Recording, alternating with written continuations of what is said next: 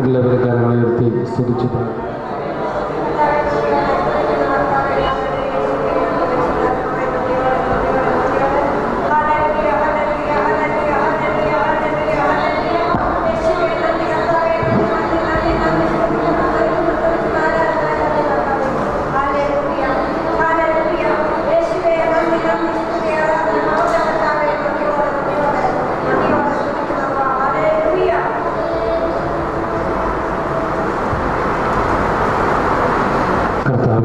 പ്രിയമുള്ള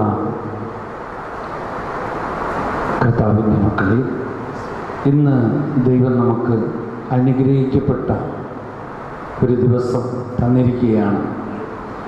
ആഘോഷിക്കുവാനും സന്തോഷിക്കുവാനും പ്രാർത്ഥിക്കുവാനുമായി ദൈവം നമ്മളെ വളരെ അനുഗ്രഹപ്രദമായി വിളിച്ചു ചേർത്തതിനെ ഓർത്ത് ഞാൻ ദൈവത്തെ സ്തുതിക്കുന്നു. ആരുടെയും നിർബന്ധത്താലല്ല നമ്മളിവിടെ വന്നിരിക്കുന്നത്. പരിശുദ്ധാത്മാവ് നമ്മളെ ഇങ്ങോട്ട് കൂട്ടിക്കൊണ്ട് വന്നതാണ്. എൻ്റെ പിതാവിനാൽ ആകർഷിക്കാതെ ആരും എൻ്റെ അടുക്കൽ വരികയില്ല എന്ന് ദൈവത്തിൻ്റെ തിരുവചനം വളരെ ശക്തമായി സംസാരിക്കുന്നുണ്ട്. ഇവിടെ വന്ന 1 മണിക്കൂറിന് മുമ്പ് എനിക്കൊരു ഫോൺ കോൾ വന്നു. ഞാൻ വിദേശത്താണ്, റൂമിലാണ്. എൻ്റെ പിറകിൽ 3-4 ഗുണ്ടകളെ പോലുള്ളവർ എന്നെ കൊല്ലാൻ ശ്രമിക്കുന്നു. എനിക്ക് വേണ്ടി ഒന്ന് പ്രാർത്ഥിക്കാമോ? പ്രിയ കർത്താവിൻ്റെ മക്കളെ, ഞാൻ അദ്ദേഹത്തോട് പറഞ്ഞു, എൻ്റെ വെള്ളിയോ സ്വർണവും ഇല്ല, നസ്രേനായ യേശുവിൻ്റെ നാമത്തിൽ ഞാൻ പ്രാർത്ഥിക്കാം.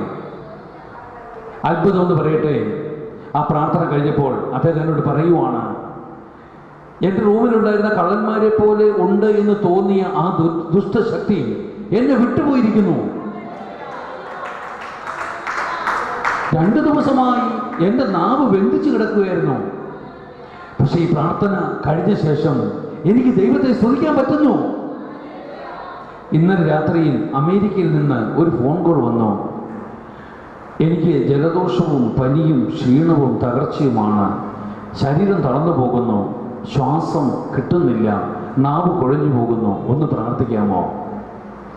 ഞാൻ പറഞ്ഞു, നമ്മുടെ ദൈവം ഇന്നും ജീവിക്കുന്നു, നമ്മുടെ യേശു ഇന്നും ജീവിക്കുന്നു. അവൻ്റെ നാമത്തിൽ നീ എന്തെങ്കിലും ചോദിച്ചാൽ നീ ഇന്ന് അത്ഭുതം ദർശിക്കും. ഞാൻ പ്രാർത്ഥിക്കാൻ തുടങ്ങി. പ്രിയപ്പെട്ടവരെ, ഞാൻ പ്രാർത്ഥിക്കാൻ തുടങ്ങി. യേശുവിൻ്റെ നാമത്തിൽ പ്രാർത്ഥിക്കണമേ. കർത്താവേ, ഇപ്പോൾ സൗഖ്യപ്പെടുത്തണമേ, ഇപ്പോൾ സൗഖ്യപ്പെടുത്തണമേ. രാത്രിയിൽ എഴുന്നേറ്റ് നിന്ന് ഫോണിലൂടെ ഞാൻ ശക്തമായി കണ്ണീരോടെ ദൈവത്തോട് പ്രാർത്ഥിച്ചപ്പോൾ, പ്രിയമുള്ളവരെ, 5 മിനിറ്റ് കഴിഞ്ഞപ്പോൾ ആ സഹോദരി പറയുകയാണ്, എൻ്റെ ശ്വാസമുട്ടൽ പോയി, എൻ്റെ ശരീരത്തിൻ്റെ വേദന പോയി, എൻ്റെ പനി പോയി, എൻ്റെ നാവ് കുഴച്ചിൽ പോയി, എൻ്റെ ക്ഷീണങ്ങളെല്ലാം പോയി, എനിക്ക് ജീവൻ കിട്ടിയിരിക്കുന്നു. ഹല്ലേലൂയ. യേശു മനുഷ്യനെ പോലെയല്ല. യേശു മനുഷ്യനെ ഉണ്ടാക്കിയവനായതുകൊണ്ട് യേശുവിൻ്റെ നാമത്തിൽ ചോദിക്കുന്നവൻ അന്നേരം അനുഗ്രഹമാണ്. കഴിഞ്ഞ 1 മാസം മുമ്പ് എന്നെ ഒരാൾ ഫോൺ വിളിച്ചു, കോഴിക്കോട് പ്രദേശത്ത് നിന്നാണ്. എന്നിട്ട് എന്നോട് പറഞ്ഞു, കുട്ടി ഉണ്ടായിട്ട് 4 ദിവസമായതേ ഉള്ളൂ, ബ്ലഡ് വൊമിറ്റ് ചെയ്യുവാണ്, ബ്ലഡ് ഛർദ്ദിക്കുവാണ്.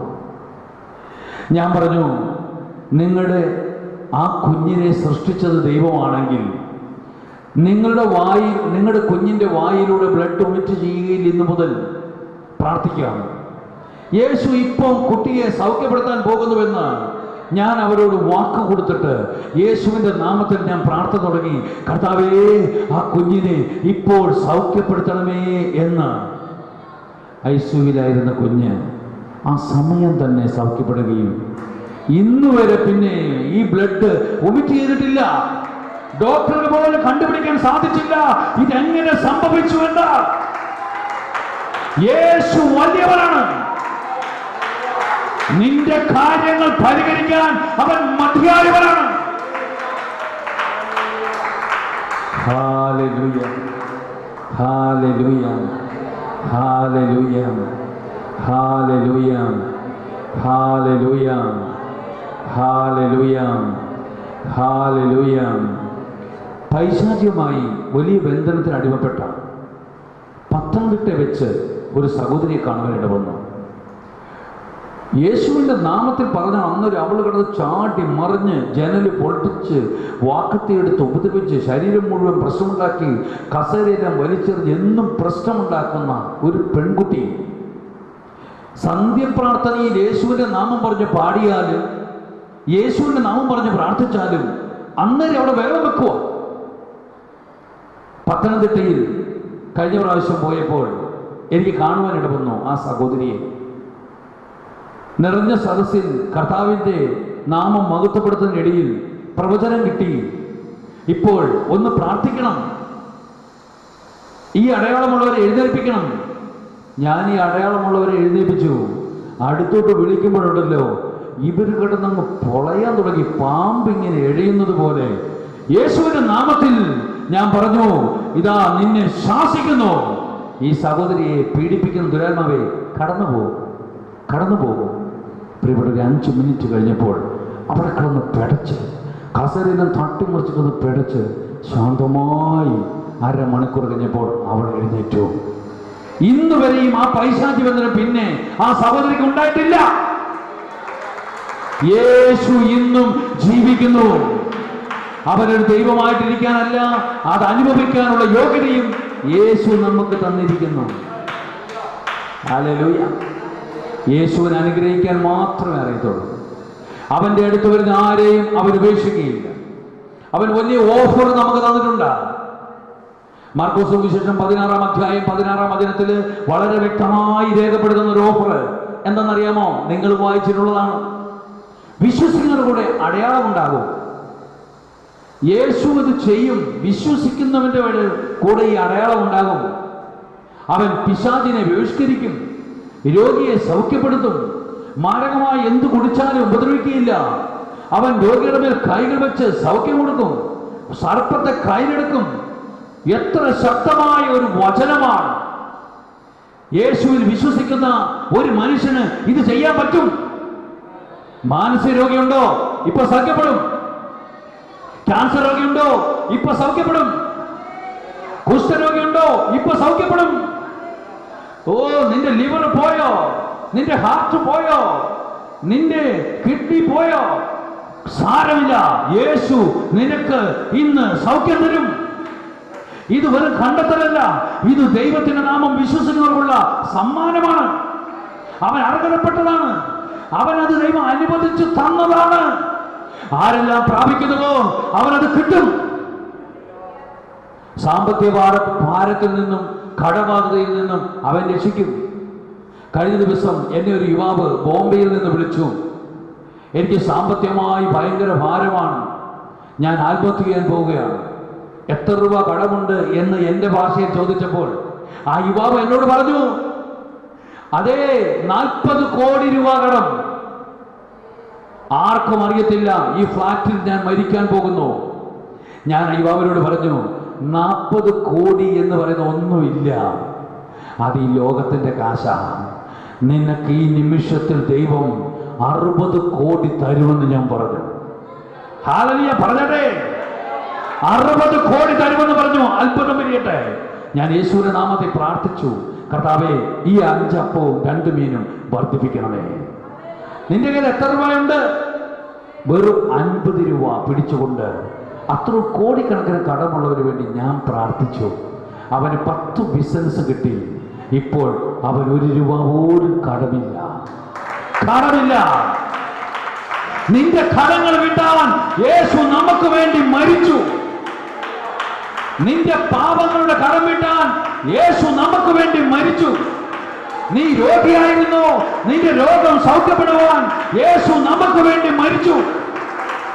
നീ പാപിയായിരുന്നുവോ, നിന്റെ പാപം സൗഖ്യപ്പെടുത്താൻ യേശു നമുക്ക് വേണ്ടി മരിച്ചു. ഒരു പണിയില്ലാഞ്ഞിട്ടല്ല ഇവിടെ വന്നത്. കച്ചവടം ചെയ്ത കാശ് ഇഷ്ടം പോലെ കിട്ടും. മരമില്ലിൽ പോയി മരം വിറ്റാൽ കാശ് ഇഷ്ടം പോലെ കിട്ടും. ജോലിക്ക് പോയാൽ കാശ് ഇഷ്ടം പോലെ കിട്ടും. എങ്കിൽ സ്വർഗത്തിൽ നിന്ന് ഈ കിട്ടുന്ന അനുഗ്രഹം ഇവിടെ മാത്രമേ കിട്ടൂ. നീ സമാധാനം അന്വേഷിച്ചുകൊണ്ട് ഏത് ഹോസ്പിറ്റലിൽ കയറി ഇറങ്ങിയാലും, 100 കൗൺസിലിംഗ് കൂടിയാലും, 100 ഉപദേഷ്ടാവിന്റെ അടുത്ത് പോയാലും, നീ എന്തെല്ലാം തട്ടിപ്പ് ചെയ്താലും, നിന്റെ ജീവിതത്തിൽ സമാധാനം വരണമെങ്കിൽ യേശുവിന് മാത്രമേ ചെയ്യാൻ പറ്റൂ.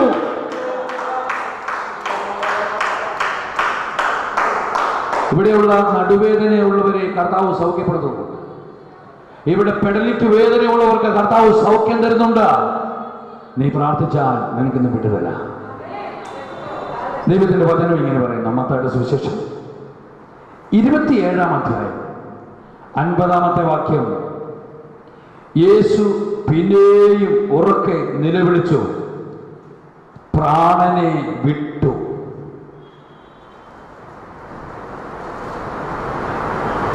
യേശു പിന്നെയും ഉറക്കെ നിലവിളിച്ചു പ്രാണനെ വിട്ടു. യേശു മരിച്ചു. എന്തിനു വേണ്ടി യേശു മരിച്ചു? കാലിത്തൊഴുത്തിൽ പിറന്ന യേശു ഗാഗുൽത്തായിൽ എന്തിനു വേണ്ടി മരിച്ചു? ചോദ്യമാണ്. യേശു എന്തിനാണ് മനുഷ്യരൂപം എടുക്കുന്നത്? യേശു ദൈവമല്ലേ, അവനെന്തിനാ മരിക്കുന്നത്? സാധാരണക്കാരായ മനുഷ്യർക്ക് ദൈവത്തിന്റെ ഭാഷ മനസ്സിലാകുന്നില്ല. സാധാരണക്കാരായ മനുഷ്യർക്ക് ദൈവത്തിന്റെ ശബ്ദം മനസ്സിലാകുന്നില്ല.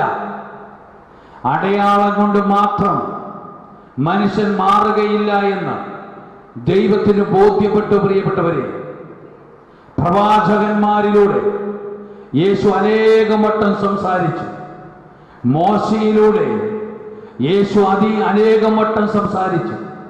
ഈ സംസാരത്തിലൊന്നും ജനങ്ങൾ മറുപടി പറഞ്ഞില്ല. ദൈവത്തിന്റെ ശബ്ദത്തിന് അവരൊരിക്കലും പ്രതികരിച്ചില്ല. ദൈവത്തിന്റെ ശബ്ദം അവർ അംഗീകരിച്ചില്ല. നമ്മളൊക്കെ ചില ഡോക്ടർമാർ ചില രോഗിയെ കുറിച്ച് പറയും. രോഗിയെ മരിക്കാറായപ്പോൾ ഹോസ്പിറ്റലിൽ കൊണ്ടുചെന്നു. അവിടെ എത്തിയപ്പോൾ ഡോക്ടർ ഇഞ്ചക്ഷൻ വെച്ചു, മരുന്ന് കൊടുത്തു, ട്രിപ്പിട്ടു, എല്ലാം ചെയ്തു. ബോഡി മരുന്നിനോട് പ്രതികരിക്കുന്നില്ല.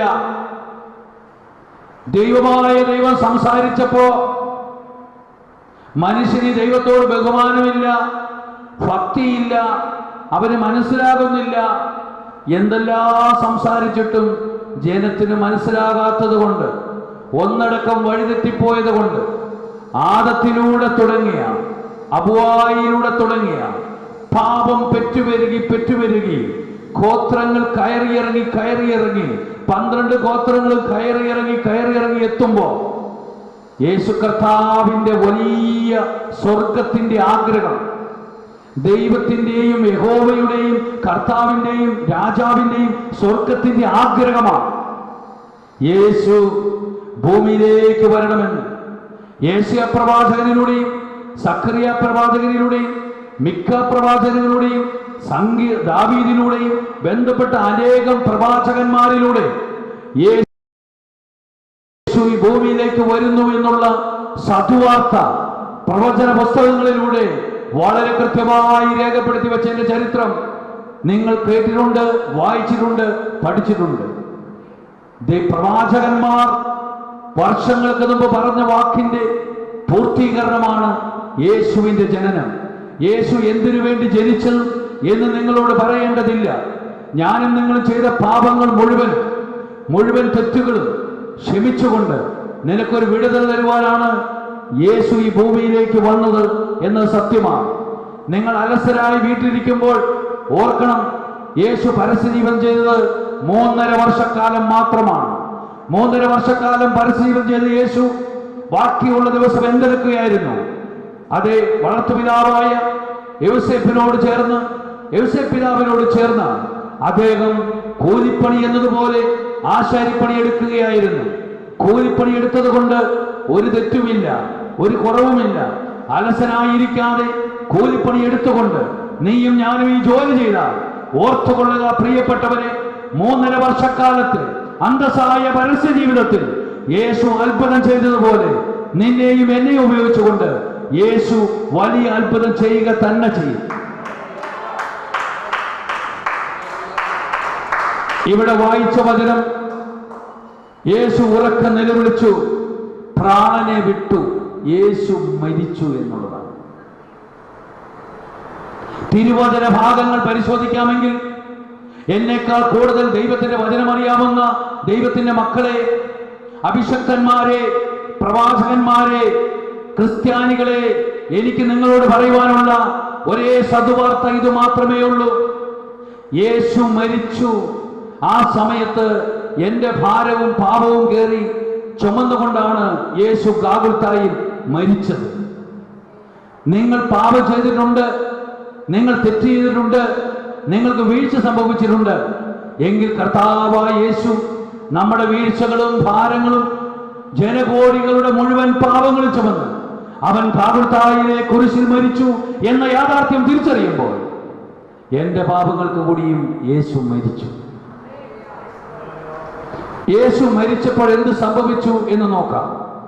മത്തായിയുടെ സുവിശേഷം 27-ാം അധ്യായം 51-ാമത്തെ വചനം. അപ്പോൾ മന്ദിരത്തിന്റെ തിരശ്ശീലം മേൽത്തൊട്ട് അടിയോളം 2ആയി ചീന്തിപ്പോയി.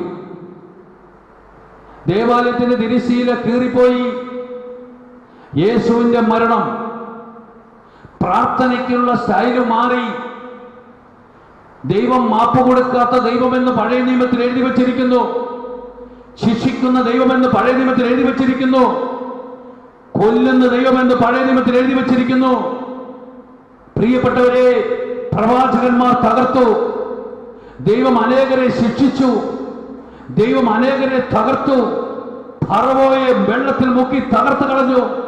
തന്റെ ഇസ്രായേൽ ജനത്തിന് വേണ്ടി ദൈവം അത് ചെയ്യേണ്ടി വന്നുവെങ്കിൽ ഒരു മനുഷ്യനെ കൊന്നുകൊണ്ട് ദൈവത്തിന് നീതി നടത്തുവാൻ ദൈവം തയ്യാറല്ലാത്തത് കൊണ്ട് യേശു കർത്താവിനെ ഗാഗുൽത്തായിലെ ക്രൂശിൽ 2 തടിക്കഷണത്തിൽ 3 ആണിമേൽ ആകാശത്തിനും ഭൂമിക്ക് മധ്യേ നമ്മുടെ യേശു മരിക്കുകയാണ് ഉണ്ടായത്. നമ്മുടെ യേശു മരിച്ചതിന്റെ ഫലം തിരശ്ശീല കീറിപ്പോയി. BC എന്നും AD എന്നും 2ആയി തിരിക്കപ്പെട്ടു. പഴയ നിയമ കാലഘട്ടമെന്നും പുതിയ നിയമ കാലഘട്ടമെന്നും 2ആയി മാറ്റിവെച്ചിരിക്കുന്നു. അതിലെ പുതിയ നിയമ കാലഘട്ടത്തിൽ പുതിയ രക്ഷ എന്ന അനുഭവത്തിലേക്ക് എത്തി. പഴയ നിയമ പുസ്തകങ്ങൾ വായിച്ചു പഠിക്കുന്ന പ്രിയ സഹോദരി സഹോദരന്മാരെ, എനിക്ക് നിങ്ങളോട് പറയുവാനുണ്ട്, ദൈവം ശിക്ഷിക്കുന്ന ദൈവമല്ല. പുതിയ നിയമ പുസ്തകങ്ങളിൽ എഴുതി വച്ചിരിക്കുന്നു, ദൈവം രക്ഷിക്കുന്ന ദൈവമാണ്. വളരെ വ്യക്തമായി റോമർ ലേഖനം 9-ാം അധ്യായം 10-ാമത്തെ വാക്യം ഇങ്ങനെ പറയുന്നുണ്ട്. റോമറിലെ 9-ാം അധ്യായം 10-ാം അധ്യായം 9-ാം വാക്യം എന്താണത്? വാക്യം ഒന്ന് വായിക്കാം. റോമർ ലേഖനം 10-ാം അധ്യായം 9-ാം വാക്യം.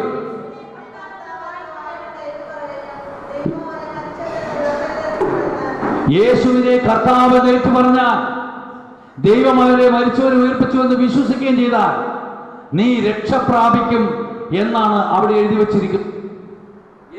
യേശു മരിച്ചു. യേശു മരിച്ചപ്പോൾ തിരശ്ശീല 2ആയി കീറി എന്ന് പറഞ്ഞാൽ ദേവാലയത്തിലുള്ള സകല ശുശ്രൂഷകളെയും കർത്താവ് പഴയ നിയമത്തിലെ സകല ശുശ്രൂഷകളെയും ക്യാൻസൽ ചെയ്തുകൊണ്ട് ഗാഗുൽത്തായാകുന്ന ദേവാലയത്തിൽ യേശു നമുക്ക് വേണ്ടി ബലിയാടായി തീർന്ന് ഒരു വലിയ കുർബാന, ഒരു വലിയ കർത്തൃമേശ, ഒരു ദൈവാരാധന ഗാഗുൽത്തായുടെ നിറകയിൽ യേശു നടത്തിയിട്ടാണ് യേശു മരിച്ചത്. അതിന്റെ ഫലമാണ് നമ്മുടെ രക്ഷ. ഇവിടെ തിരശ്ശീല നടുവേ കീറിപ്പോയി. താഴോട്ട് നോക്കാം. എന്താ പറഞ്ഞേ? മുകളിൽ തൊട്ട് അടിവരെയും ചീന്തിപ്പോയി. മത്തായി 27:52 ഭൂമി കുലുങ്ങി.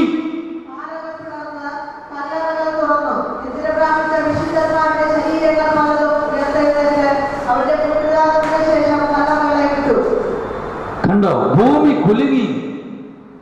നമ്മുടെ യേശു മരിച്ചപ്പോൾ ഭൂമി കുലുങ്ങി. കണ്ടോ, ഭൂമി പോലും യേശുവിനെ ബഹുമാനിച്ചു. ഭൂമി കുലുങ്ങി. ഈ കല്ലുകളും മണ്ണുകളും ആർപ്പ് വിളിക്കും. നമ്മുടെ യേശു മരിച്ചപ്പോൾ ഭൂമി വരെയും കുലുക്കപ്പെട്ടു. ഓർക്ക്, കണ്ടോ, ഭൂമി യേശുവിനെ ബഹുമാനിച്ചു. തിരുശീല നടുവെ കീറി ദേവാലയങ്ങൾ മുഴുവനും യേശുവിനെ ബഹുമാനിച്ചു. വായിക്കാം. കണ്ടോ, പാറകൾ പിളർന്നു, കല്ലറകൾ തുറന്നു. നിദ്ര പ്രാപിച്ച വിശുദ്ധന്മാർ എഴുന്നേറ്റു. യേശുവിന്റെ മരണത്തിന് ഭൂമിയെ കുലുക്കാൻ സാധിച്ചു.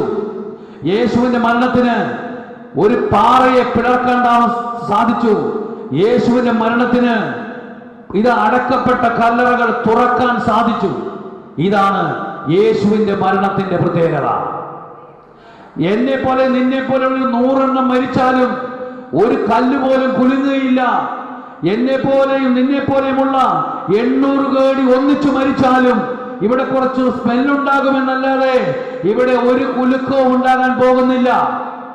യേശു കർത്താവ് മരിച്ചപ്പോ ഭൂമി കുലുങ്ങിയെങ്കിൽ, പാറകൾ പിളർന്നുവെങ്കിൽ, അടക്കപ്പെട്ട കല്ലറകൾ തുറക്കപ്പെട്ടുവെങ്കിൽ, പ്രിയമുള്ളവരെ, ഈ തിരശീല മുകളിൽ തൊട്ട് താഴെ വരെയും കീറി രണ്ടായി തിരിച്ചുവെങ്കിൽ യേശുവിന്റെ മരണത്തിന് ഒരർത്ഥമുണ്ട്. അത് നമ്മുടെ രക്ഷകനായ യേശുവാണെന്നുള്ള ഏറ്റവും വലിയ തെളിവാണ്.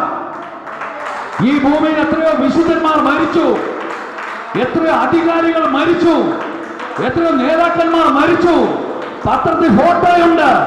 എങ്കിൽ നമ്മുടെ കർത്താവ് മരിച്ചപ്പോ ഭൂമി കുലുങ്ങി, പാറകൾ പിളർന്നു, കല്ലറകൾ തുറക്കപ്പെട്ടുവെങ്കിൽ ഇവൻ സാക്ഷാൽ യേശു ക്രിസ്തുവാണെന്ന് ശതാധിപൻ വിളിച്ചു പറഞ്ഞു. ഇവൻ യേശുവാണ്. പട്ടാളക്കാരൊക്കെ മരിച്ചാൽ അവര് മുകളിലേക്ക് വെടിവെച്ച് സല്യൂട്ടുണ്ട്. ഓഗസ്റ്റ് 15 അന്ന് എല്ലാവരും പരേഡും സല്യൂട്ടും നടത്തുന്നു. ഇതുപോലെ സർവശക്തനായ നമ്മുടെ രാജാവായ, നമ്മുടെ മന്ത്രിയായ, വീരനാദൈവം, പുരോഹിതനും രാജാവുമായ നമ്മുടെ യേശു മരിച്ചപ്പോ എന്തെല്ലാം വലിയ സംഭവങ്ങളാണ് ഭൂമിയെ കുലുക്കിക്കൊണ്ട്, എന്തെല്ലാം വലിയ അത്ഭുതമാണ് നടന്നത്. കഴിഞ്ഞ മാസം ഡൽഹിയിൽ ചെല്ലുമ്പോൾ, ഡൽഹിയിൽ കൂട്ടായ്മ കഴിഞ്ഞ് ഭക്ഷണം കഴിക്കുന്ന സമയത്ത് സജി ബ്രദറിന്റെ ഭവനത്തിൽ പോയി ഭക്ഷണം കഴിച്ചുകൊണ്ടിരിക്കുവാണ്. ആ കഴിക്കുന്ന സമയം ഭക്ഷണം കഴിച്ച് തീരുന്നതിന് മുമ്പ് തന്നെ എൻ്റെ കസേരയെല്ലാം എടുത്ത് അങ്ങോട്ടും ഇങ്ങോട്ടും കുലുക്കുക. ഭൂമി കുലുങ്ങി, ഭൂമി കുലുക്കമുണ്ടായി, ഭൂചലനം ഭയങ്കരമായി കുലുങ്ങിയപ്പോ ഇരിക്കാൻ പറ്റാതെ അങ്ങോട്ടും ഇങ്ങോട്ടും ഡാൻസ് കളിക്കുന്നുണ്ടപ്പോൾ ഞാൻ പാത്രവുമായി എഴുന്നേറ്റു. കുപ്പിയിലെ വെള്ളം അങ്ങോട്ടും ഇങ്ങോട്ടും ഓളം വെട്ടുക, കസേരകൾ അങ്ങോട്ടും ഇങ്ങോട്ടും അനങ്ങിക്കൊണ്ടിരിക്കുക, എല്ലാവരും വിറച്ചുകൊണ്ടിരിക്കുക. അപ്പോൾ എല്ലാവരും ഇങ്ങനെ എന്നെ തുറച്ചു നോക്കുക. ഫ്ലാറ്റിലുള്ള എല്ലാവരും ഇറങ്ങി ഓടി. ഞാൻ മാത്രം, എൻ്റെ കൂടെയുള്ള ഒരു വർഗീസ് ബ്രദറും സജി ബ്രദറും അവരുടെ കുടുംബവും മാത്രം ഫ്ലാറ്റിൽ അവശേഷിച്ചു. ഞാൻ എഴുന്നേറ്റ് നിന്ന് ഒരു കൈയിൽ പാത്രവും പിടിച്ച് ഒരു കൈയിൽ യേശുവിനെ നേരെ നീട്ടിക്കൊണ്ട്, യേശുവിന്റെ നാമത്തിൽ ഈ ഭൂമി കുലുക്കം, ഈ ഭൂചലനം ഇപ്പോൾ ശാന്തമാകട്ടെ, അത്ഭുതം എന്ന് പറയട്ടെ. ഒരു മിനിറ്റ് പ്രാർത്ഥനയോടുകൂടി ഡൽഹിയിലെ ഭൂമി കുലുക്കം കർത്താവോടെ പിടിച്ചു നിർത്തി. കണ്ടോ പ്രിയമുള്ളവരെ, ഇത് അത്ഭുതത്തിന്റെ മുകളിൽ ഒരു വലിയ അത്ഭുതമാണ്. ഇത് അടയാളങ്ങളുടെ മുകളിൽ വലിയൊരു അടയാളമാണ്. എങ്കിൽ യേശുവിന്റെ മരണം ഭൂചലനമുണ്ടാക്കി. ഹല്ലേലൂയ പറഞ്ഞാട്ടെ. യേശുവിന്റെ മരണം ഭൂചലനമുണ്ടാക്കിയെങ്കിൽ അത് ആ ഭൂമി പ്രതികരിച്ചു ദൈവത്തെ മഹത്വപ്പെടുത്തുവാൻ. പ്രിയപ്പെട്ടവരെ, എത്ര ഭൂമി കുലുങ്ങിയാലും ചിലരുടെ കുലുങ്ങാറില്ല.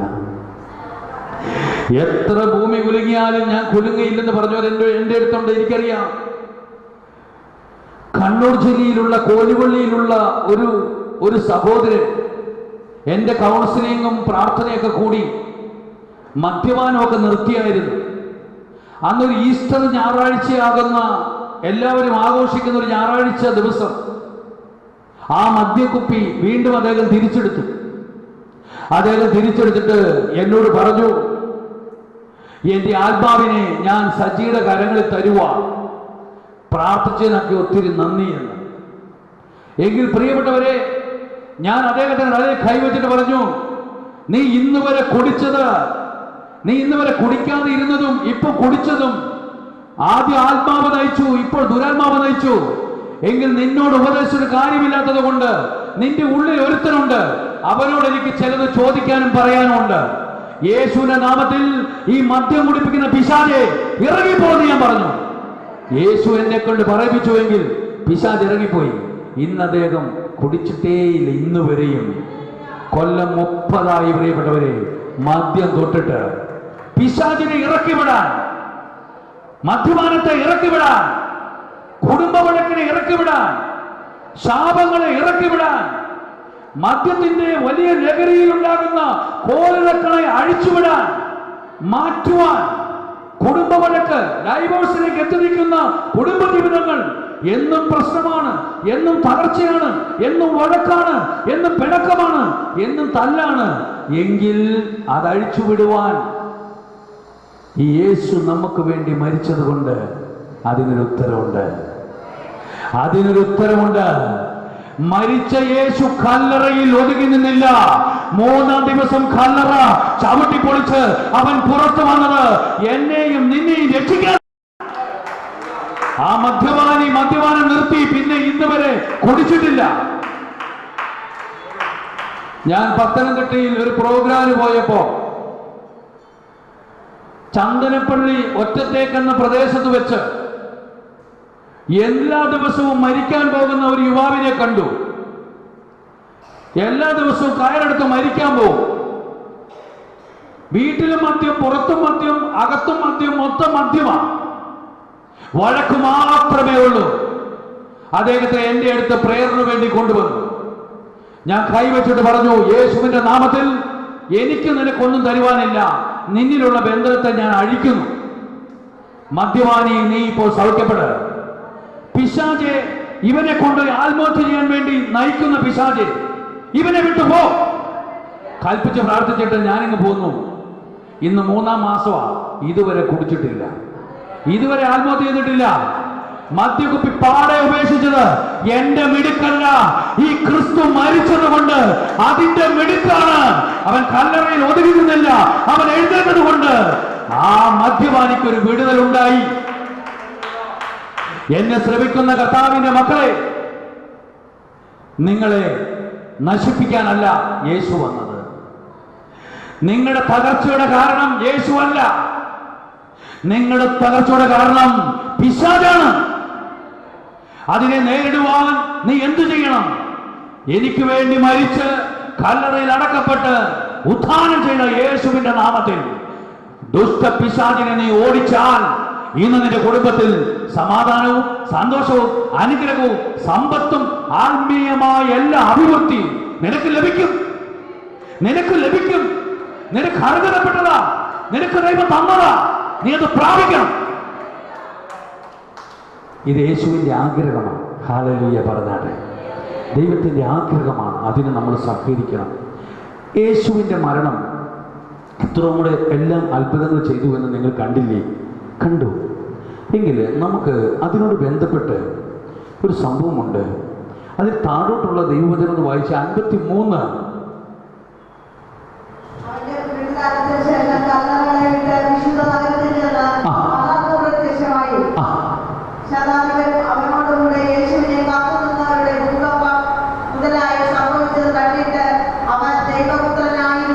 കണ്ടോ? സത്യം, ദൈവപുത്രനായിരുന്നു എന്ന് ശതാധിപൻ സത്യം പറഞ്ഞു. ശതാധിപൻ ആരാ? 100 പേരുടെ നേതാവാ. 100 പേര് വെച്ചുള്ള ഒരു നേതാവാണ് ശതാധിപൻ. ശതാധിപൻ അതുവരെ പറഞ്ഞില്ല. യേശുവിന്റെ അത്ഭുതകരമായ മരണം കണ്ടപ്പോൾ ഭൂമി കുലുങ്ങിയപ്പോ അവനും കുലുങ്ങി. അവൻ പറയുവാണ്, ഇവൻ യേശു തന്നെയാണ്. മനുഷ്യൻ കുലുങ്ങാഞ്ഞിട്ട് കർത്താവ് ഭൂമി കുലുക്കിയപ്പോ ഞങ്ങള് ഡൽഹിയിലെ ഫ്ലാറ്റിലിരുന്ന് കുലുങ്ങി. എങ്കിൽ ശതാധിപൻ വിളിച്ചു പറഞ്ഞു, ഇവൻ ക്രിസ്തുവാണെന്ന്, ഇവൻ ക്രിസ്തുവാണെന്ന്. ഇവിടെ ഭൂമി കുലുങ്ങുന്നതിന് പിന്നിൽ നീ വിളിച്ചോ?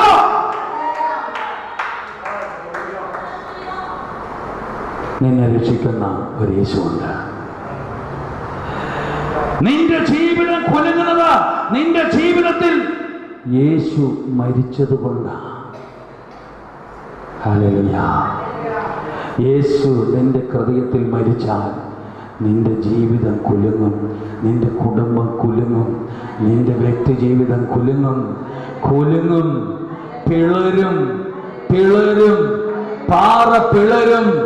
ഉറച്ച കുടുംബജീവിതം പിളരും, യേശു എന്ന രക്ഷകൻ നിന്റെ ജീവിതത്തിൽ മരിച്ചാൽ, യേശു എന്ന രാജാവ് നിന്റെ ജീവിതത്തിൽ മരിച്ചാൽ, യേശു എന്ന കർത്താവ് നിന്റെ ജീവിതത്തിൽ മരിച്ചാൽ നിന്റെ ജീവിതം പിളരും, നിന്നെ കുലുക്കും. എന്തിനാ? ഇവൻ സാക്ഷാൽ ദൈവപുത്രനായ ക്രിസ്തു എന്ന്, സത്യമെന്ന് ശതാധിപൻ പറഞ്ഞതുപോലെ യേശു കർത്താവാണെന്ന്, രക്ഷകനാണെന്ന്, ദൈവമാണെന്ന് ഏറ്റുപറയാൻ വേണ്ടിയാണ്. ഒരിക്കൽ ശിഷ്യന്മാർ യേശുവിനോട് ഒരു ചോദ്യം ചോദിച്ചു. ഹല്ലേലൂയ. ചോദ്യം ഇതാണ്: എന്തുകൊണ്ടാണ് ഇവൻ അന്ധനായത്? ജനിച്ചപ്പോൾ തന്നെ ഇവൻ അന്ധനായിരുന്നു. ഇവൻ എന്തുകൊണ്ട് അന്ധനായി? യേശു അവനോട് മറുപടി പറഞ്ഞു: എന്നെ കണ്ടെത്തുന്നതിന് വേണ്ടിയാണ് ഇവൻ അന്ധനായത്. നിന്റെ ജീവിതത്തിൽ യേശു മരിച്ചാൽ നിന്നെ യേശു കുലുക്കിയിട്ട് വിളിപ്പിക്കും യേശു കർത്താവാണെന്ന്. ഒരു കാലത്ത് യേശുവിനെ വിളിക്കാൻ മടിച്ച എന്നെ കൊണ്ട് യേശു 25 കൊല്ലമായി യേശുവിനെ വിളിപ്പിക്കുക.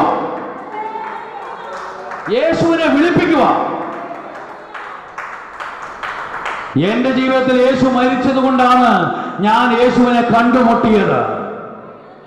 എന്റെ ജീവിതം കുലുങ്ങിയപ്പോൾ, ഭൂമി കുലുങ്ങിയപ്പോൾ, എന്റെ ഹൃദയം പിളർന്നപ്പോൾ, എന്റെ ജീവിതങ്ങൾ പിളർന്നപ്പോൾ, ഞാൻ തകർന്നപ്പോൾ എന്നെ രക്ഷിക്കാൻ എന്റെ വീട്ടുകാരില്ലായിരുന്നു, എന്റെ കുടുംബക്കാരില്ലായിരുന്നു, നാട്ടുകാരില്ലായിരുന്നു. എന്നെ രക്ഷിച്ചത് എന്റെ യേശുവാണ്. ഇവൻ നിന്നെയും രക്ഷിക്കും, ഇവൻ നിന്നെയും രക്ഷിക്കും, ഇവൻ നിന്നെയും കരകയറ്റും. ഇതൊരു സ്തോത്രം പറയുന്ന ഒരു അരങ്ങേറ്റമല്ല, ഇതൊരു കഥാപ്രസംഗമല്ല. എനിക്ക് വേണ്ടി തകർക്കപ്പെട്ട യേശുവിനെ കുറിച്ചുള്ള സത്യവചനത്തിന്റെ പ്രഘോഷണമാണ്. അവനല്ലാതെ ഒരു ദൈവമില്ല, അവനല്ലാതെ ഒരു യേശുവില്ല, അവനല്ലാതെ ഒരു രാജാവില്ല എന്ന് സത്യം ചെയ്ത് ശതാധിപൻ പറഞ്ഞു. യേശുവിൻ്റെ മരണം ഭൂമി കുലുക്കിയപ്പോൾ, ഹൃദയം കുലുക്കിയപ്പോൾ, പാറകൾ പിളർന്നപ്പോൾ, പ്രേതാലയങ്ങൾ തുറക്കപ്പെട്ടപ്പോൾ ശതാധിപൻ പറഞ്ഞു, ഇവൻ യേശുവാണ്. ഇനിയും നീ പറയുന്നില്ലെങ്കിൽ, ഇനി ഒരു കുലുക്കത്തിന് കാത്തു നിൽക്കാതെ ദൈവത്തിന്റെ തിരുവചനം എടുത്തു വെച്ചുകൊണ്ട് നിന്റെ ജീവിതത്തിൽ യേശു ഇന്ന് ജീവിക്കട്ടെ. തിരുവചനത്തിലേക്ക് പോകാം.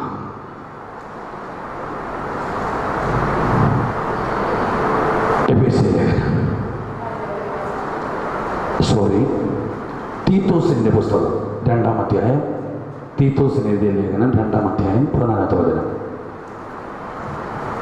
യേശുവിന്റെ മരണം പാപത്തിന്റെ അടിമത്തത്തിൽ നിന്ന് നിന്നെ വീണ്ടെടുത്തു. പറഞ്ഞേ ഹല്ലേലൂയ. അവൻ നമ്മെ സകല അധർമ്മത്തിൽ നിന്നും വീണ്ടെടുത്ത് സൽപ്രവർത്തികളിൽ ശുഷ്കാന്തിയുള്ള ഒരു സ്വന്തം ജനമായി തനിക്ക് ശുദ്ധീകരിക്കേണ്ടതിന് തന്നെത്താൻ നമുക്ക് വേണ്ടി കൊടുത്തു. Praise the Lord. അവൻ നമ്മെ സകല അധർമ്മത്തിൽ നിന്നും വീണ്ടെടുത്തു. നമ്മൾ ചെയ്ത എല്ലാ പാപത്തിനും വേണ്ടിയാണ് യേശു മരിച്ചത്. എല്ലാ അധർമ്മത്തിനും വേണ്ടിയാണ് യേശു മരിച്ചത്. എല്ലാ തെറ്റുകൾക്കും വേണ്ടിയാണ് യേശു മരിച്ചത്. എല്ലാ അപരാധങ്ങൾക്കും വേണ്ടിയാണ് യേശു മരിച്ചത്. ഇന്ന് യുവാവേ, യുവതി, പ്രിയപ്പെട്ടവരെ, അറിഞ്ഞും അറിയാതെയും നീ എന്തോരം പാപം ചെയ്യുന്നുണ്ട്. കള്ളക്കടത്ത് നടത്തിക്കൊണ്ട് നീ പാപം ചെയ്യുന്നു, കള്ളനോട്ടടിച്ചുകൊണ്ട് നീ പാപം ചെയ്യുന്നു, ക്രിസ്ത്യാനികളെ കൊന്നുകൊണ്ട് നീ പാപം ചെയ്യുന്നു, രക്തപ്പുഴ ഒഴുക്കിക്കൊണ്ട് നീ മനുഷ്യനെ കൊന്നുകൊണ്ട് നീ പാപം ചെയ്യുന്നു. ഈ നാണയപ്പെരുപ്പം ഒക്കെ അതിന് കാരണമായി തീർന്നു. ജനപ്പെരുപ്പം ഉള്ളത് കൊണ്ടല്ല നീ മനുഷ്യനെ കൊല്ലുന്നത്, നിന്നിൽ ഒരു പിശാചിന്റെ ആധിപത്യമുള്ളത് കൊണ്ടാണ്. കൊലപാതകം ഇന്നൊരു കഥകളിയായി മാറിയിരിക്കുന്നു. മോഷണവും കള്ളക്കടത്തും കഞ്ചാവും മദ്യപാനവും മയക്കുമരുന്നും അങ്ങനെ ബന്ധപ്പെട്ട സംഭവമൊക്കെ ഇന്നൊരു ഉത്സവമാക്കി മാറ്റിയിരിക്കുന്ന ഈ ലോകത്തിന്റെ ഗതി, അതെല്ലാം ഒന്ന് പരിശോധിക്കാമെങ്കിൽ നമ്മളെ പോലെയുള്ളവർ എത്രയോ ഭാഗ്യവാന്മാരാണ്. കള്ളു കുടിച്ചും പാപം ചെയ്തും തിന്നുമുടിച്ചും കുടിച്ചും കൂത്താടിയും തെറ്റ് ചെയ്തും സകല തിന്മകൾക്കും അടിമപ്പെട്ട് ജീവിച്ച് അനേകർ സ്വന്തം ആത്മഹത്യ ചെയ്തും അനേകർ സ്വന്തം വെടിവെച്ച് മരിച്ചും അനേകരെ കൊന്നുകൊണ്ട് എയ്ഡ്സ് മുതലായ അനേകം രോഗങ്ങൾക്ക് ഇന്ന് അടിമപ്പെട്ടുകൊണ്ട് ഇന്ന് ആളിക്കത്തിക്കൊണ്ട് കേരളമൊട്ടാകെ ആളിക്കത്തിക്കൊണ്ട് കണക്കെടുപ്പിൽ മനസ്സിലായത് കേരളത്തിലുള്ള ജനങ്ങൾക്കാണ് ഏറ്റവും കൂടുതൽ ക്യാൻസർ പിടിച്ചിരിക്കുന്നത് എന്നുള്ളതാണ്. പാവവും ലോകം നിറഞ്ഞു നിൽക്കുന്നു, ക്യാൻസറും ലോകം നിറഞ്ഞു നിൽക്കുന്നു, എയ്ഡ്സും ലോകം നിറഞ്ഞു നിൽക്കുന്നു. അങ്ങനെയുള്ള മാരകമായ മുഴുവൻ രോഗങ്ങൾക്കും അടിമപ്പെടാൻ കാരണമെന്ത്? എല്ലാ പാപവും, എല്ലാ ദുഷ്ടതയും, എല്ലാ വഞ്ചനയും ഇന്നും മാനസാന്തരപ്പെടാതെ തുടർന്നുകൊണ്ടിരിക്കുന്നത് കൊണ്ടാണ് അതിന്റെ കാരണം. എങ്കിൽ യേശു മരിച്ചത് കൊണ്ട് യേശുവിനെ യേശുവാണെന്ന് കണ്ടെത്തി അവന്റെ കാൽക്കൽ കൊണ്ടുവന്ന് നമ്മുടെ പാപങ്ങൾ മുഴുവനും സമർപ്പിച്ചുവെങ്കിൽ, കർത്താവെ, വിചാരത്താലും വാക്കാലും പ്രവൃത്തിയാലും ഞാൻ പാപം ചെയ്തുപോയി, നെറ്റിലൂടെയും വാക്കുകളിലൂടെയും ഫോണിലൂടെയും പ്രേമത്തിലൂടെയും അതേ ഓരോ പ്രവൃത്തികളിലൂടെ കഞ്ചാവ് മയക്കുമരുന്ന് ബന്ധപ്പെട്ട എല്ലാ തോന്നിവാസവും ചെയ്ത് കള്ളക്കടത്തും കൊട്ടേഷൻ ടീമും ബന്ധപ്പെട്ട മുഴുവൻ തോന്നിവാസവും ചെയ്ത് സകല പാപവും ചെയ്ത് എനിക്ക് തെറ്റുപറ്റിപ്പോയി എന്ന് പറഞ്ഞ് ഇന്ന് നിന്റെ ആയുധം വെക്കുന്നില്ലെങ്കിൽ നിന്നെയും നിന്റെ തറവാടിനെയും ഈ ഭൂമിയെ കുലുക്കിക്കൊണ്ട് നിന്നെ കൊണ്ട് പറയിപ്പിക്കും, ഞാനാണ് യേശുവെന്ന്, ഞാനാണ് യേശുവെന്ന്. അത് പറയുന്നതിന് മുമ്പ് പ്രിയ സഹോദരി സഹോദര, യേശുവിന് മുമ്പിൽ നീ കീഴടങ്ങിക്കോ, യേശുവിന് മുമ്പിൽ നീ തോറ്റോ, യേശുവിന് മുമ്പിൽ നീ പരാജയപ്പെട്ടോ, നിനക്കൊരു ജയമായിരിക്കും, നീ ഒരു വിശുദ്ധനായി തീരും, നീ ദൈവത്തിന് വേണ്ടപ്പെട്ടവനായി തീരും എന്ന സത്യമാണ് എനിക്ക് നിങ്ങളോട് പറയുവാനുള്ളത്.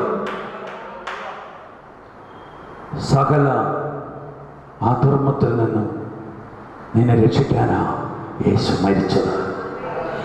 ഞാനും നിങ്ങളും അനേകം പാപം ചെയ്യാതെ ഇരിക്കുന്നത് എന്തുകൊണ്ടാ? എല്ലാ ആഴ്ചകളിലും മാസങ്ങളിലും ഇതുപോലെയുള്ള കൂട്ടായ്മ ഉള്ളത് കൊണ്ടാ, ഇതുപോലെയുള്ള പെന്തക്കോസ്ത് അനുഭവം ഉള്ളത് കൊണ്ടാ.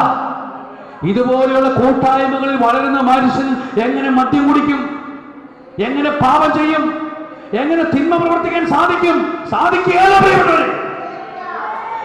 ഞങ്ങൾ പ്രാർത്ഥിക്കുന്നതുകൊണ്ടാണോ നിങ്ങൾക്ക് പരാതി?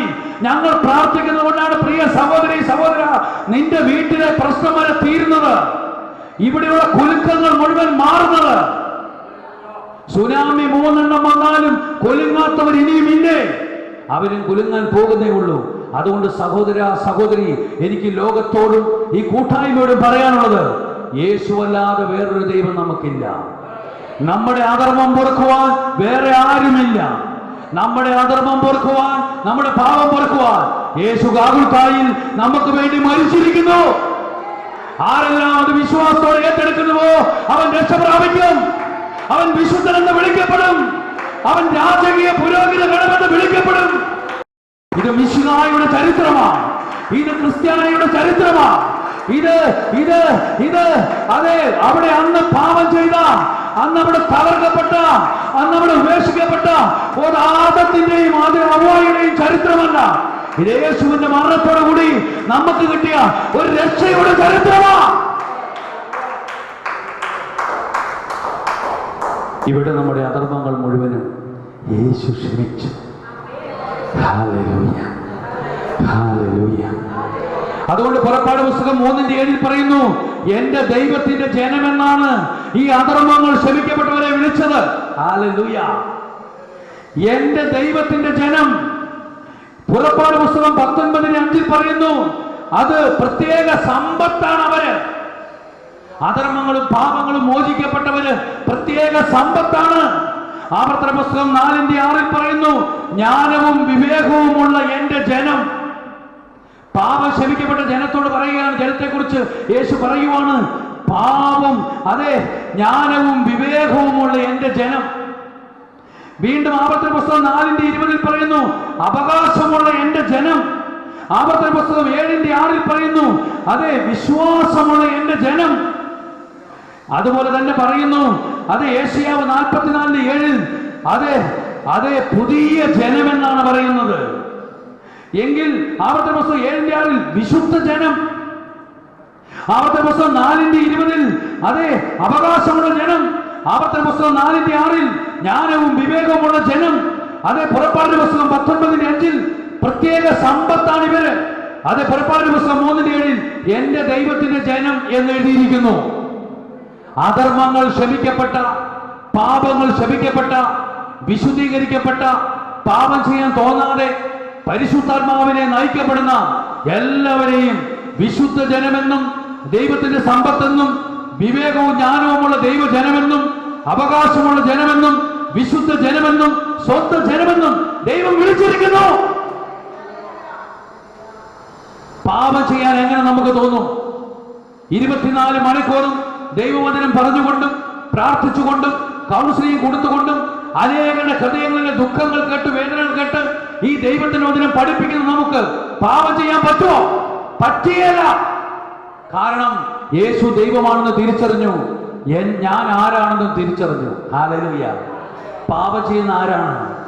ദൈവം ദൈവമാണെന്നും മനുഷ്യനായി ഞാൻ ആരാണെന്നും തിരിച്ചറിയാത്തവരാ പാപം ചെയ്യുന്നത്. സ്തോത്രം.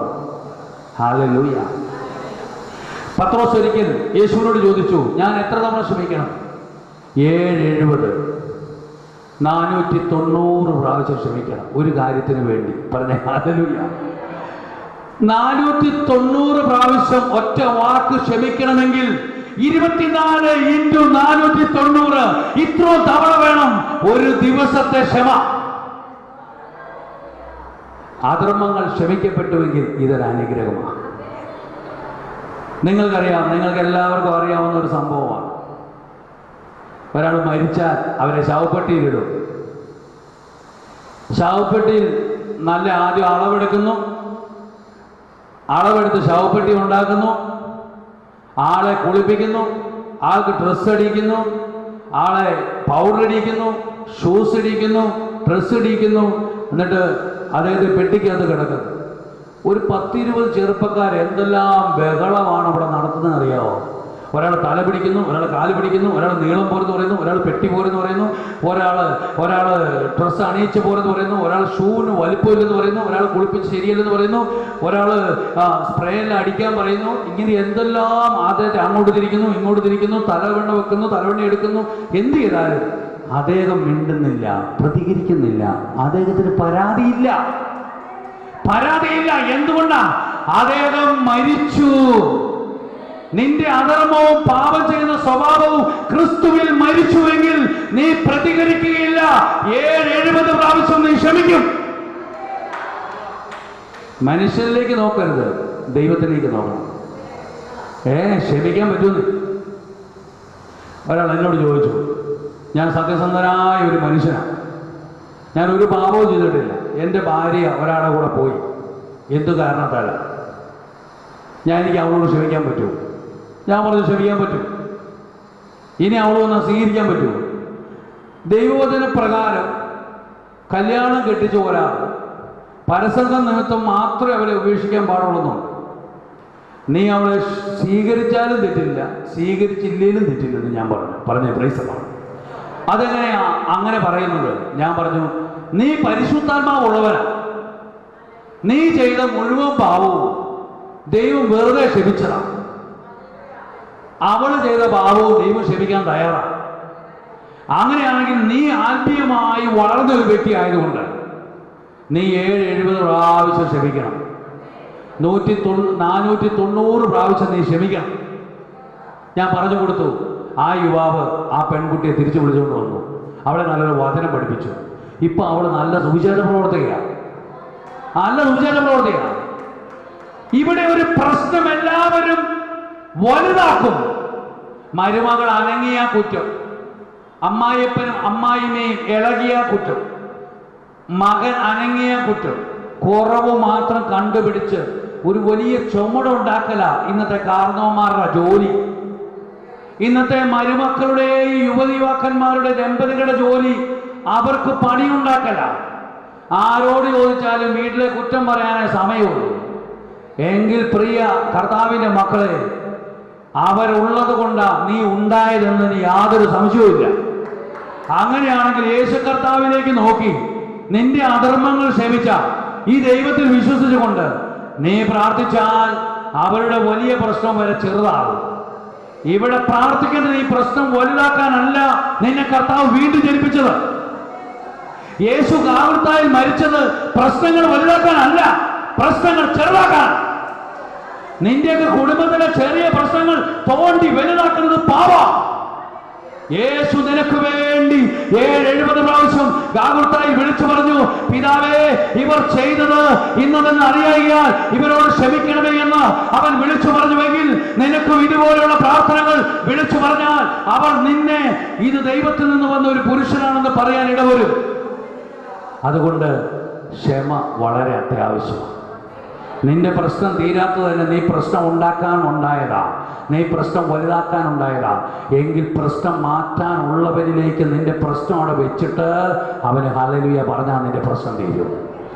ഇവിടെ പ്രശ്നം വലുതാക്കാൻ വേണ്ടി കോടതിയിൽ കേസ് കൊടുത്തിട്ട് മുട്ടമ്മയിൽ നിന്ന് പ്രാർത്ഥിക്കുക, വിജയിക്കണേന്ന്. വിജയിക്കേല. കേസ് കൊടുക്കാൻ ബൈബിളിൽ പറഞ്ഞിട്ടില്ല. പറഞ്ഞിട്ടില്ല. അതിന് മാന്തിയിട്ട് വീണ്ടും രണ്ടാമത് പട്ടയത്തിന് വേണ്ടി അപേക്ഷ കൊടുത്തിട്ട് പ്രാർത്ഥിക്കുക, ഇപ്പോ ഈ പട്ടയം ശരിയാക്കി കിട്ടണമെന്ന്. കിട്ടിയല്ല. വല്ലോന് സ്ഥലത്തിന് നിനക്ക് പട്ടയം വേണ്ട, അത് ശാപത്തിന്റെ പറമ്പാ. ഹല്ലേലൂയ പറ, ഹല്ലേലൂയ പറ. നിനക്കുള്ളത് കൊണ്ട് തൃപ്തിപ്പെട, നിനക്കുള്ളത് കൊണ്ട് നീ ജീവിക്ക. നീ ഉള്ളത് കൊണ്ട് നിന്റെ അധർമ്മം മുഴുവനും ദൈവത്തിൽ കൊടുത്ത് ഈ യേശുവിൽ മരിച്ച് യേശുവിനോട് കൂടി നീ വീണ്ടും ജനിച്ച് ഇന്ന് ക്രിസ്ത്യാനിയായി നീ ജീവിച്ചാൽ 70 തവണ നീ ശപിക്കും. ശവപ്പെട്ടി കിടക്കുന്ന മനുഷ്യൻ പ്രതികരിക്കാത്തത് പോലെ നീ പ്രതികരിക്കുകയില്ല. നീ പ്രതികരിക്കരുത്. പ്രാർത്ഥനക്കാരൻ വർത്താനം പറയുന്ന കാര്യത്തിൽ നല്ല തിടുക്കമാണ്. നിനക്ക് വർത്താനം പറയാനുള്ള അഭിഷേകമല്ല എന്നത്, ചോദ്യം ചെയ്യാനുള്ള അഭിഷേകമല്ല എന്നത്, 4 തർക്കുത്തരം പറയാനുള്ള അഭിഷേകമല്ല എന്നത്, യേശു കർത്താവാണ് ദൈവമാണെന്ന് പറയാനുള്ള അഭിഷേകമാണ് നിനക്ക് തന്നത്. നിന്റെ പാപം പോക്കിയത് അതിനു വേണ്ടിയാ, നിന്നെ സൗഖ്യപ്പെടുത്തിയത് അതിനു വേണ്ടിയാ. ചിലർക്ക് അനുഗ്രഹം കിട്ടിയാൽ വീട് നിറയെ മേടിച്ചു വെക്കും. കൃപ കിട്ടാൻ വേണ്ടി പ്രാർത്ഥനക്കാരെ സമീപിക്കും. അനുഗ്രഹം വന്നു കഴിഞ്ഞാൽ പ്രാർത്ഥനക്കാരൻ പുറത്ത്. കൃപ കിട്ടിക്കഴിഞ്ഞാൽ അവന്റെ മിടുക്ക്. കൃപ തന്നത് ദൈവമാണ്, അനുഗ്രഹം തന്നത് ദൈവമാണ്. അത് പ്രാർത്ഥനക്കാർക്ക് വേണ്ടിയല്ല, ദൈവത്തെ സ്തുതിക്കാനാ. സുന്ദര കവാടത്തിന് മുമ്പിൽ കിടന്ന രോഗിയുണ്ടല്ലോ, ജന്മന മുളന്തനായവൻ. പത്രോസ് പറഞ്ഞു, എനിക്ക് വെള്ളിയോ സ്വർണ്ണോ തരുവാനില്ല, നസറേനായ യേശുവിന്റെ നാമത്തിൽ എഴുന്നേക്ക. ചാടി എഴുന്നേറ്റ് ദേവാലയത്തിൽ പോയി ദൈവത്തെ സ്തുതിച്ചു. നിനക്കൊരു വിടുതൽ കിട്ടിയാൽ നീ ദൈവത്തെ സ്തുതിക്കാനുള്ള വിടുതല. നിനക്കൊരു പാവമോചനം കിട്ടിയാൽ ദൈവത്തെ സ്തുതിക്കാനുള്ള വിടുതല. നിനക്ക് എന്ത് അനുഗ്രഹം കിട്ടിയാലും ആ ദൈവത്തെ സ്തുതിക്കാനുള്ള വിടുതല. നിനക്ക് എന്ത് കൃപ കിട്ടിയാലും ആ ദൈവത്തെ സ്തുതിക്കാനുള്ള ഒരു വിടുതല. ഹല്ലേലൂയ.